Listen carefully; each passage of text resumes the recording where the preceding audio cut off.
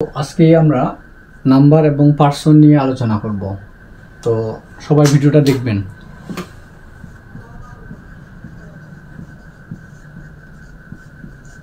Number শব্দের অর্থ হচ্ছে সংখ্যার ধারণা অথবা বচন। নাম্বার শব্দের অর্থ হচ্ছে সংখ্যার ধারণা অথবা বচন। নাম্বার দুই প্রকার, একটা হচ্ছে সিঙ্গুলার নাম্বার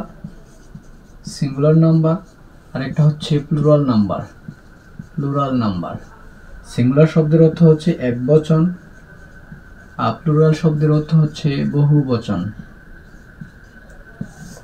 তো নাম্বার শব্দের অর্থ হচ্ছে সংখ্যার ধারণা। নাম্বার দুই প্রকার, একটা সিঙ্গুলার একটা প্লুরাল, এক বচন আর বহু বচন। যে ওয়ার্ড দ্বারা একটি মাত্র ব্যক্তি, বস্তু বা প্রাণীর নাম বোঝায় তাকে সিঙ্গুলার নাম্বার বা এক বচন বলে।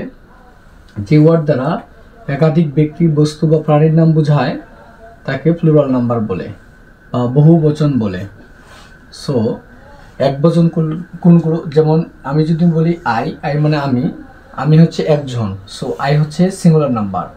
আমি যদি বলি ইউ মানে তুমি বা আপনি, তখন হবে ইউ হবে সিঙ্গুলার নাম্বার। এবং আমি যদি বলি হি মানে হচ্ছে সে বা তিনি, এটা দ্বারা একজন বোঝায়, সো এটা হচ্ছে সিঙ্গুলার নাম্বার। সে হচ্ছে সে বা তিনি, সো সি হচ্ছে সিঙ্গুলার নাম্বার।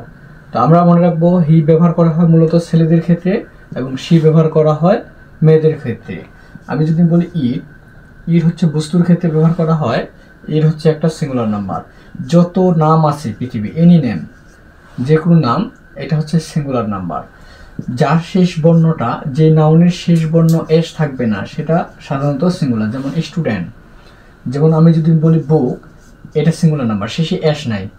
এখন প্লুরাল নাম্বার কোনটা, আমি যদি বলি উই মানে আমরা, সো এটা প্লুরাল নাম্বার। আমি যদি বলি ইউ মানে তোমরা বা আপনারা, তখন এটা প্লুরাল নাম্বার। আমি যদি বলি দে মানে তারা হচ্ছে প্লুরাল নাম্বার। যেই নাউনটার শেষে এস থাকবে সেটা হচ্ছে প্লুরাল নাম্বার। যেমন স্টুডেন্ট বলতে একটা, এখানে স্টুডেন্টস যদি বলি এস শেষে যোগ করি, তাহলে এটা প্লুরাল নাম্বার। যদি আমি বলি বুক, শেষে এস যোগ করলাম, বুকস, সো এটা প্লুরাল নাম্বার। একটু মনে রাখতে হবে, যে নাউনটার শেষ বর্ণটা এস থাকবে না সেটা সিঙ্গুলার, যেটা শেষে এস থাকবে সেটা হচ্ছে প্লুরাল। এটা রাইট ফ্রম ভার্ব, এটা পুরোটাই লাগবে কাজে। যদি নাম্বার না বুঝতে পারি তাহলে আমাদের পার্সন, নাম্বার এবং পার্সন যদি বুঝতে না পারি তাহলে রাইট ফ্রম ভার্ব বোঝা যাবে না। সো নাম্বার আমি আরেকবার রিপিট করতেছি। নাম্বার শব্দের অর্থ হচ্ছে সংখ্যার ধারণা বা বচন। নাম্বার দুই প্রকার, একটা হচ্ছে সিঙ্গুলার নাম্বার, একটা প্লুরাল নাম্বার। সিঙ্গুলার শব্দের অর্থ হচ্ছে এক বচন, প্লুরাল শব্দের অর্থ হচ্ছে বহু বচন। এক বচন কোনগুলো, I, you, he, she, it, যে কোনো নাম, স্টুডেন্ট, বুক, এটসেট্রা, এগুলো হচ্ছে সিঙ্গুলার নাম্বার। এবং প্লুরাল নাম্বার কোনগুলো, we, you, they, student, books, এগুলো হচ্ছে এটসেট্রা, এগুলো হচ্ছে প্লুরাল নাম্বার।